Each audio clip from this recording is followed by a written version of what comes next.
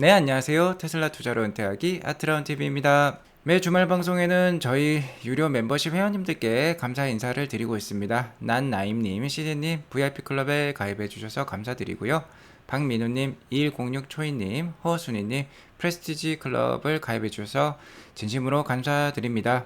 저희 VIP클럽 프레스티지 클럽에서는요, 간밤에도 62만원 단타 수익을 달성을 했고 2022년 7월까지 누적 수익이 1420만원입니다.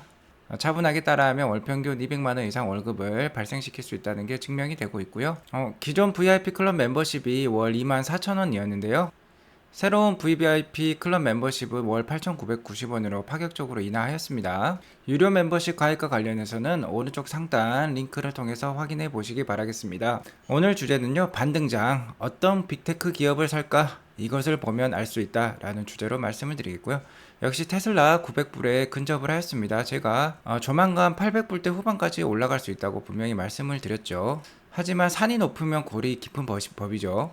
오늘 미국 장도요, 상당히 매수세가 강했습니다. 장 막판으로 갈수록 계속해서 상승 흐름을 더욱더 그 폭을 높이는 흐름을 보여주었고요. 나스닥은 12,000선에서 안착하는 모습이고 S&P 500도 4,000선에서 안착하는 좋은 모습 보여주고 있습니다. 3대 지수는 3거래일 연속 상승으로 마감했다라고 볼 수 있을 것 같고요.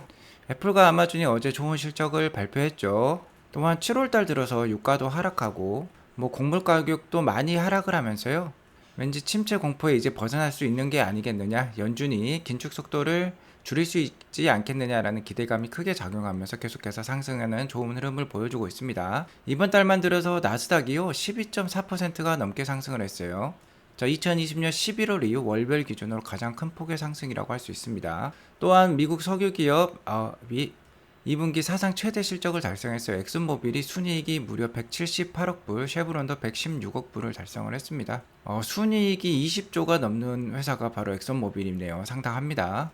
애플의 이번 분기 순이익이 190억 불 정도였는데 엑슨모빌이 거의 애플과 비슷한 가까운 그런 순이익을 만들어냈습니다. 하지만 최근 유가가 빠지고 있기 때문에 이 실적이 지속되리라는 법은 없겠죠. 어쨌든 팩트셋에 따르면 S&P 500 내 절반 이상이 기업이 2분기 실적을 발표했는데 이 중 72%는 시장 예상치를 상회를 하고 있고요. 오늘 발표된 중요한 경제 지표는요, 오늘 장 시작 전에 발표된 6월 PCE 지수라고 할 수 있겠습니다. 개인 소비 지출이고, 연준은 이 개인 소비 지출을 CPI 지수보다도 더욱더 주목을 하고 있죠. 이 지수 역시 전년 동월 대비 6.8%가 상승하면서 41년 만에 최고치를 보여주고 있습니다. 아무래도 CPI 지수도 41년 만에 최고치였고, 그렇기 때문에 PCE 지수도 높게 나온 것이겠죠. 오늘 매부 보면 아마존이 가장 많이 올랐는데요. 아마존은 어제 괜찮은 실적을 발표했죠. 그래서 애프터마켓에서도 13% 넘게 상승하면서 오늘 10% 넘는 상승을 보여주었고요. 애플도 좋은 실적을 발표해서 3% 넘는 상승 보여주었고, 테슬라의 상승은 지속이 되고 있습니다. 아무래도 8월달에 있어 호재들이 많기 때문에 먼저 매수가 계속해서 들어온다라고 볼 수 있을 것 같아요. 에너지 주식들도 오늘 좋은 실적을 발표했기 때문에 크게 올랐고요. 이렇게 경기에 민감한 업종들이 오르면 경기에 둔감한 헬스케어라든지 컨슈머 디펜시브 영향은 좀 약할 수가 있겠죠. 아무튼 최근 시장의 주도는요, 가장 유명한 빅테크 기업들이 이끌고 있다고 할 수 있겠는데, 이 기업들 중에 어떤 기업들을 택해서 계속해서 투자를 이어나갈지 그게 궁금하시죠? 이따가 설명을 드리도록 하겠습니다.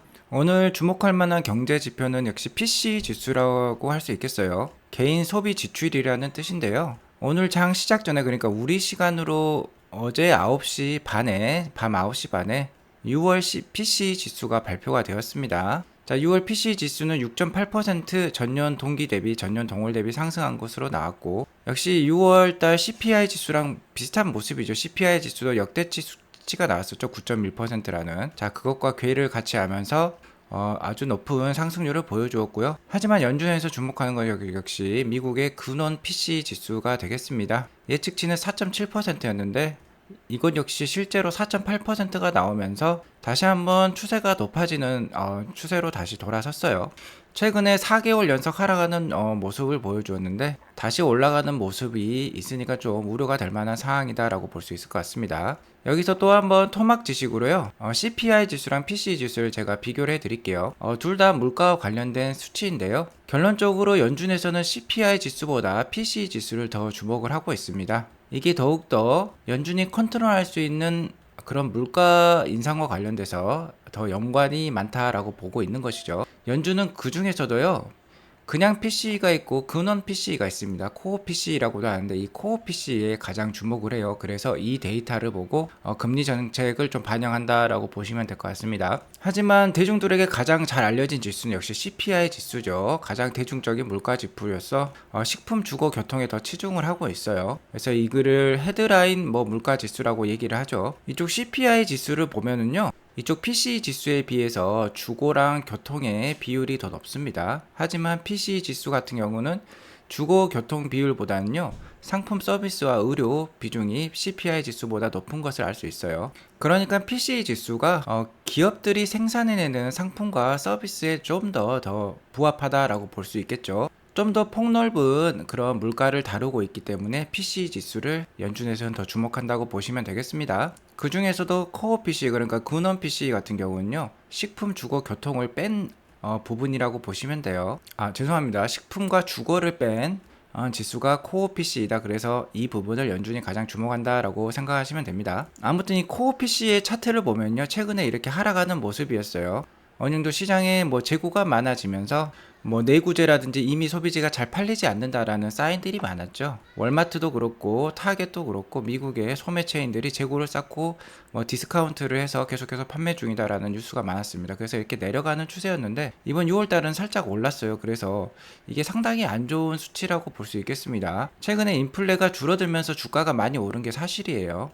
인플레가 줄어들면 연준의 긴축 속도도 줄어들 수 있겠다는 기대감 때문에 이렇게 주가가 올랐었는데, 자, 오늘 살짝 근원 PC, 코어 PC가 이렇게 올랐지만 주가는 어떻습니까? 장 막판으로 갈수록 오늘 주가는 이렇게 상승하는 좋은 모습을 보여주었어요. 자, 전 같았으면 이런 수치가 나왔으면 큰일 났을 겁니다. 자, 그러니까 전 같았으면요, 근원 PC가 예상보다 높게 나오면 공격적인 긴축이 필요해서 경기 침체 우려가 오는 것이지 않겠느냐 라는 얘기가 나오면서 주가가 많이 빠졌었고요. 근원 PC가 예상보다 낮게 나오면 경기 침체 이미 왔다 하면서 또 주가가 빠지기 일쑤였는데 지금은 좀 분위기가 다릅니다. 근원 PC가 지금 예상보다 높게 나왔죠. 자, 그러면 어떻게 생각하면 이제 인플레 피크다 라고 얘기가 나오면서 이제 긴축이 완화되겠네. 그래서 주가가 상승하고요.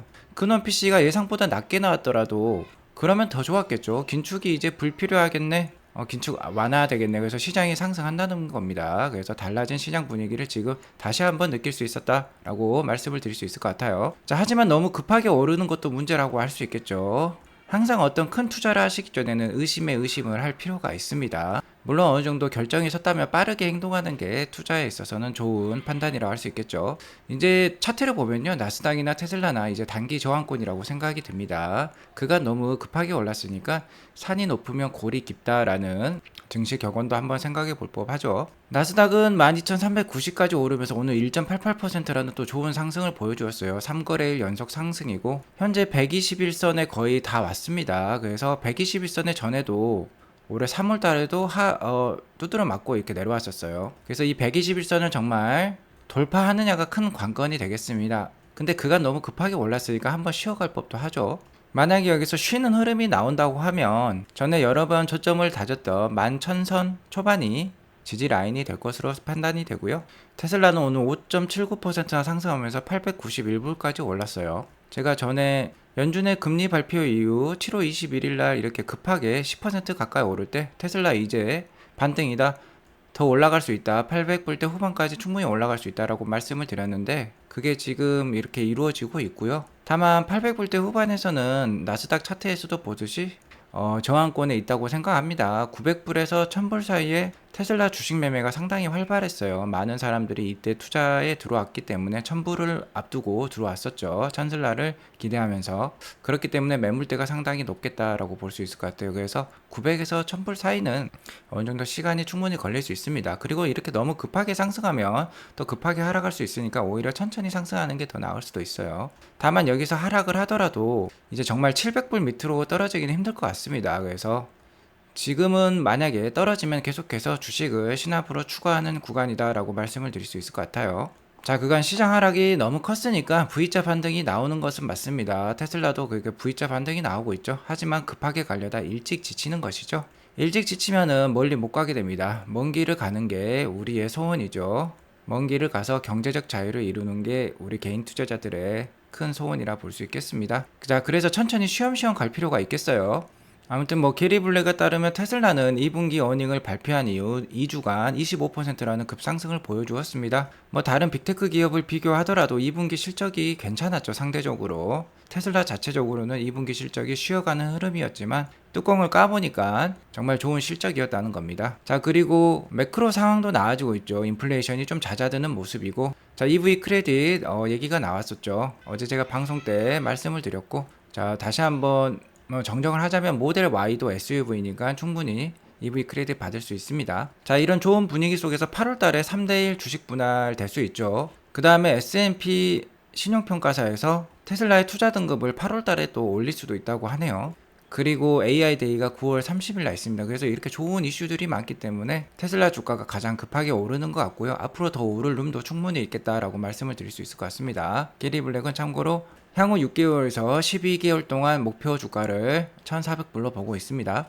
아무튼 지금 시점이 테슬라 이제 너무 많이 올라서 들어가기 힘들겠다라고 생각하시는 분들도 계실 거예요. 제가 매 방송 때마다 뭐 시황 분석, 기본적 분석, 기술적 분석을 해드리면서 계속해서 이 주가가 싼 건지 비싼 건지 잘 알려드리고 있죠. 자, 정확한 저점과 고점은 알 수 없지만 여태껏 뭐 현재 가격이 싼 편인지 비싼 편인지는 제가 정확히 알려드렸습니다. 현대 테슬라의 포워드 PER은 71배 정도가 되는데요. 저는 이 가격이면 아직 싸다고 생각이 듭니다. 테슬라가 한 PER 80배 이하에서는 아직도 싸다라고 저는 보고 있고요. 50에서 80배 사이에는 적극 매수 구간이다 라고 생각을 하고 있습니다. 이러한 이유는 테슬라의 실적이 계속해서 상승하고 있기 때문입니다. 자, 2023년 향후 예상 매출액을 보면요, 뭐 120빌리언까지 지금 올라와 있는데 이는 1년 전 대비 41%나 넘는 그런 상승을 보여주고 있어요. 자, 매년 매출이 거의 40% 증가를 할 수 있다는 거죠. 그리고 이는 시간이 갈수록 더 커질 겁니다. 아마 이게 50%까지 충분히 올라올 거예요. 근데 매출은 여기 있는데 주가는 아직도 여기 밑에 있다는 거죠. 이런 괴리감이 있으면 주가는 급하게 또 뛰어오를 수 있는 것이죠. 순이익은 더합니다. 2023년 EPS 순이익은요, 1년 전 대비 96%나 지금 상승한 부분이에요. 자, 2023년 예상 EPS가 17불까지 나와 있는데 저는 내년 말 예상 EPS는 한 20불 정도로 보고 있어요. 자, 1년 전 대비 순이익이 96% 이상 오르는 회사, 아주 좋은 회사죠. 자, 순이익이 여기 있으면 주가는 아직 여기 있다는 겁니다. 그래서 아직 괴리감이 있으니까 충분히 아직도 싸다라고 볼 수 있을 것 같습니다. 그리고 이런 상황에서 더욱더 배터리 EV의 판매는 늘어나고 있어요. 유럽의 PHEV, 그러니까 플러그인 하이브리드랑 배터리 EV를 비교를 해보면요, PHEV는 지금 정체를 보이고 있습니다. 유럽은 중국 다음으로 친환경차에 앞서가고 있죠.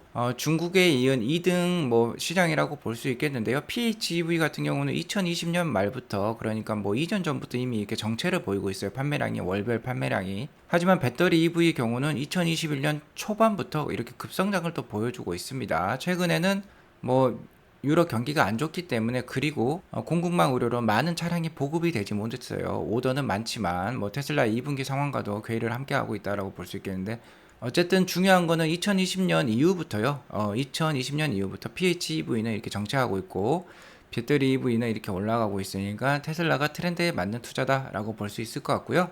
자, 이런 와중에서 여러분들은 어떤 빅테크 회사를 사실 건가요? 테슬라가 뭐 멀티플이 높은 건 맞습니다. PER이 높은데요.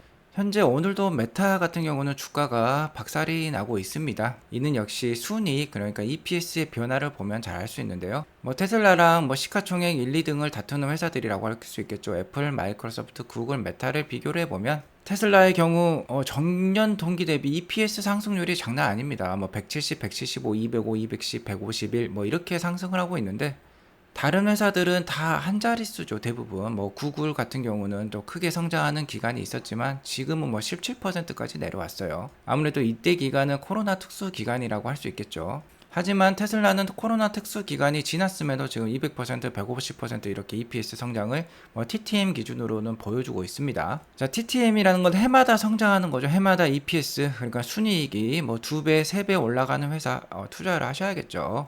자, 뭐 글로벌 시가총액 거의 1, 2등에 빛나는 애플도 2분기 순이익 성장치가 전년 동기 대비 17%밖에 안 됩니다. 하지만 테슬라는 151% 가까이 된다. 자, 이 표를 보면 뭐 결론이 나오죠. 역시 테슬라 투자를 강화하셔야 된다라고 다시 한번 말씀을 드릴 수 있을 것 같습니다. 테슬라의 뭐 일론 머스크 CEO는 계속해서 우리는 2030년 2천만 대까지 판매하겠다고 매 어닝콜이라든지 어떤 인터뷰에서도 계속 발표를 하고 있죠. 물론 이는 상당히 도전적인 수치고 대부분의 기관들의 컨센서스는 1천만 대 수준을 보고 있어요. 하지만 1천만 대만 올라가더라도 지금 주가의 10배 정도까지는 충분히 올라갈 수 있는 그런 뭐 성장 모멘텀을 가지고 있는 게 테슬라입니다. 자, 어쨌든 이렇게 계속해서 계단식으로 상승할 거고요. 여기에 역시 테슬라 봇도 있죠. 자율주행 기술도 있지만 테슬라 봇은 정말 그 포텐셜을 가늠할 수 없는 사업이라고 할 수 있겠죠. 자, 이러한 신성장 동력이 있기 때문에 테슬라에 장기 투자를 할 수 있는 것입니다.